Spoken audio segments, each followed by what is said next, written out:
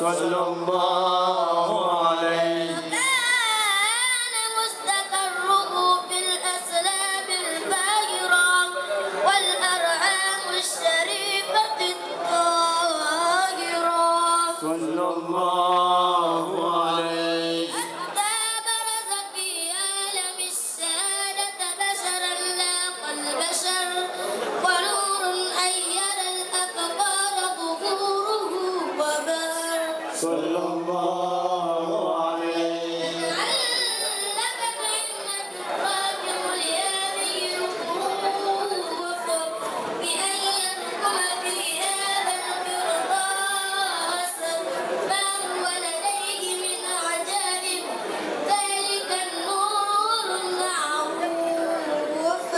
صلى الله عليه. وإن كانت الألسن لا تفي بعشر مقدار أوصاف ذلك الموصوف تشويقا للسامعين من غواص المؤمنين وترويعا للمتعلقين بهذا النور المبين. صلى الله عليه. وإلا فأن تغرب الأقلام عن شؤون الأنام ولكن هزني إلى تدوين ما أخذته من سر أشرف المعلوقين وما أكرمه الله به في مولده من فضل الذي عم العالمين. صلى الله عليه. بقيت رايته في الكون منشورا على مر الأيام والشهور والسنين.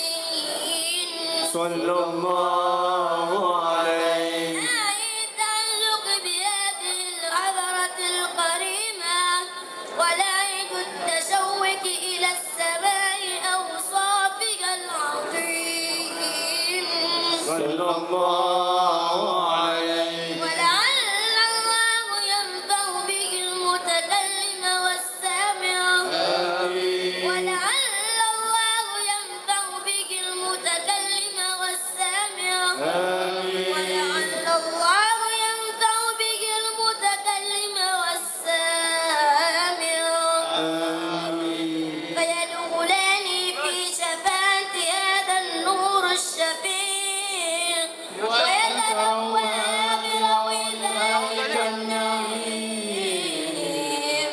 اللهم صل وسلم واشرف الصلاة والتسليم على سيدنا ونبينا محمد الرؤوف الرحيم. اللهم صل وسلم وبارك عليه. فإن الذكر تنفع المؤمنين. أبس الهتوب بتمنون عنه ويقنع الحبش فليتفضل مشكورين.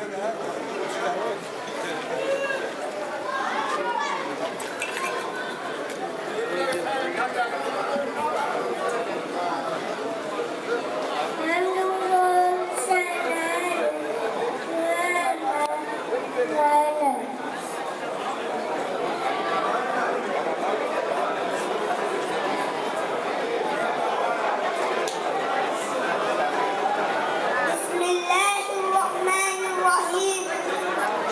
عن أنس رضي الله عنه قال قال رسول الله صلى الله عليه وسلم لا يؤمن أحدكم حتى يحب الأهل ما يحب الناس. أخرجه البخاري ومسلم.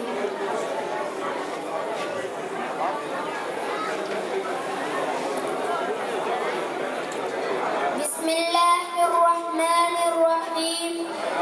قال النبي صلى الله عليه وسلم صلوا قائما فإن لم تستطعوا فقاعدا فإن لم تستطيعوا فعلى جنب.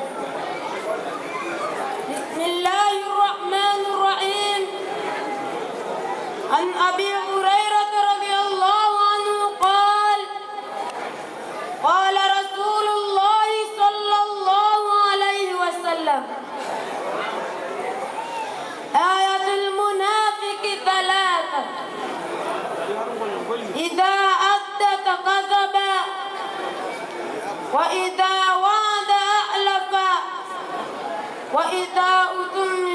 سبحانه وأن صلى وصام وعزم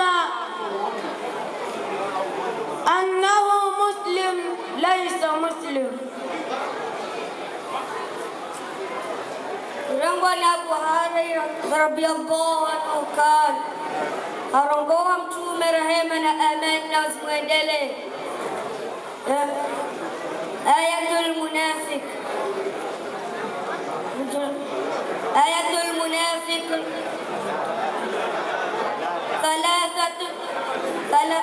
ثلاثة واحد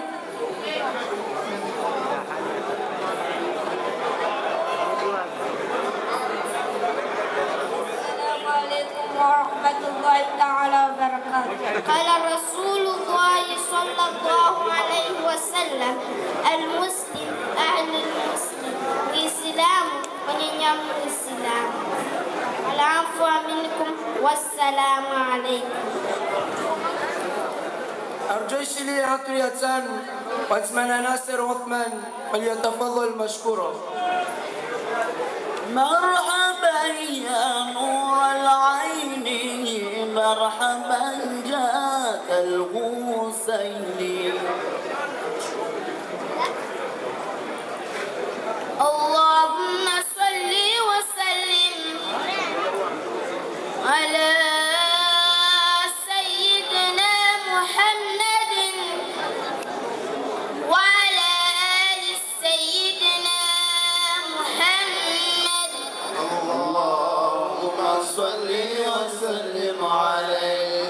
وقد آن للقلم أن يقد ما حركته فيه الأنامل مما استفاده الفهم من صفات هذا العبد المحبوب الكامل وشمائله التي هي أحسن الشمائل صلى الله عليه.